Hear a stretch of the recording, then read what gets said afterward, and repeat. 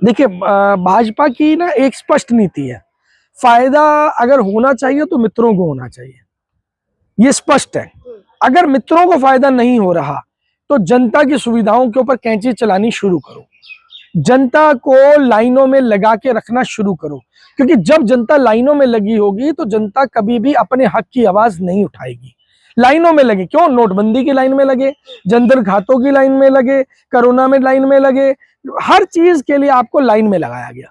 एक बात बताइए सर, महिला जो था यहाँ दिल्ली की महिला को सुविधा मिलना चाहिए ना, बिहार यूपी की महिला को की सुविधा मिलना चाहिए? देखिए, जो व्यक्ति दिल्ली में है, दिल्ली देश की राजधानी है।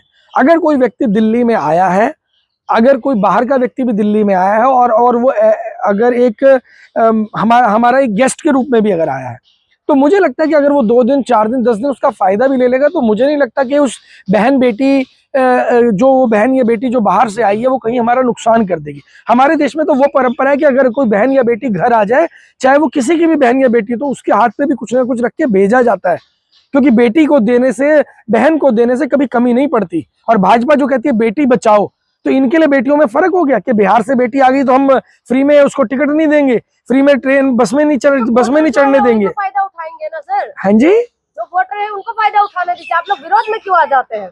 नहीं, हमने कौन सा विरोध किया है। अगर उन बहन बेटियों को फ्री में ट्रैवल करने का मौका मिल जाएगा तो इसमें समस्या क्या है? अब सरकार ये कह रही है कि पिंक टिकट में जितना काला भ्रष्टाचार हो रहा था उससे रोकने के लिए हमने पिंक कार्ड बनाया है, क्योंकि अरविंद केजरीवाल सरकार में ये पिंक जो टिकट थी ना उसमें काफी घोटाला हुआ था। मैडम कैसे होगा? ये तो शराब में भी घोटाला बता रहे थे, शराब घोटाला बताया जा रहा था, जिस शराब घोटाले के अंदर कोर्ट के द्वारा अरविंद केजरीवाल जी को पूरी तरीके से बाइज्जत बरी कर दिया गया। और वहां पर क्लोजर रिपोर्ट में सीबीआई का क्या कहना है कि हमारे पास कोई एविडेंस ही नहीं है, कोई बरामदगी ही नहीं हुई।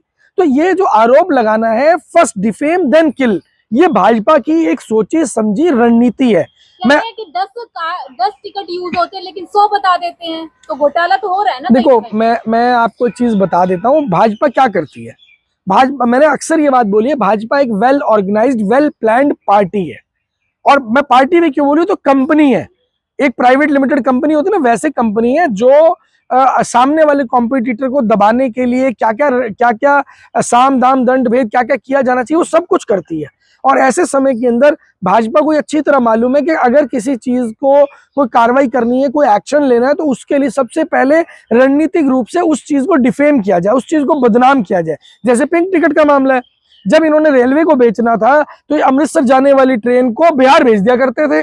क्यों भाई? जब रेल बदनाम होगी तभी तो लोग कहेंगे अच्छा हुआ बिक गई। तो रेखा सरकार का जो विकास है वो आपको पसंद नहीं आ रहा? लगातार तो विकास कर रही दिल्ली में। देखिए, मुझे विकास पसंद आ रहा है, लेकिन वो जो 9 लोग जल के मर गए हैं वो मुझे पसंद नहीं आ रहे हैं। एक्सीडेंट में द्वारका में एक बच्चा मर गया, आमने सामने की टक्कर में, एक नाबालिग के द्वारा एक्सीडेंट करके टक्कर मार दी गई, वो बच्चा मर गया, मुझे वो पसंद नहीं आया।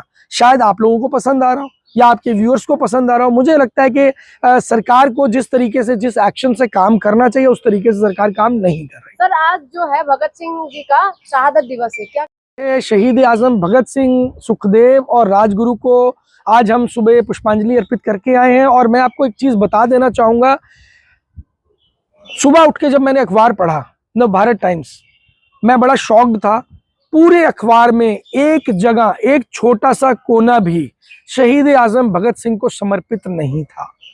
शायद शहीद आजम भगत सिंह ने अपना इतना बड़ा जो बलिदान दिया, सर्वोच्च निछावर कर दिया, जान से बढ़ के कुछ नहीं होता है, सर्वोच्च निछावर कर दिया। और आज की तारीख के अंदर उस व्यक्ति को हम ऐसे भूल गए जैसे दूध में से मक्खी निकाल कर फेंक दिया जाता है।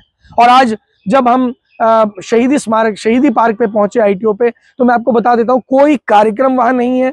हम दिल्ली के अंदर एक लंबा चक्कर लगा के आए, जहां जहां शहीद आजम भगत सिंह की मूर्तियां लगी हुई हैं, उन मूर्तियों की इतनी स्थिति खराब है कि वो गंदी हुई पड़ी है। दिल्ली सरकार की जिम्मेदारी बनती है वो, और केंद्र सरकार की भी जिम्मेदारी बनती है। जब भारत रत्न देने की बात होती है तो सरकारें कहती हैं नहीं, ये भारत रत्न तो है छोटा, बहुत छोटा पड़ जाएगा उनके नाम के सामने।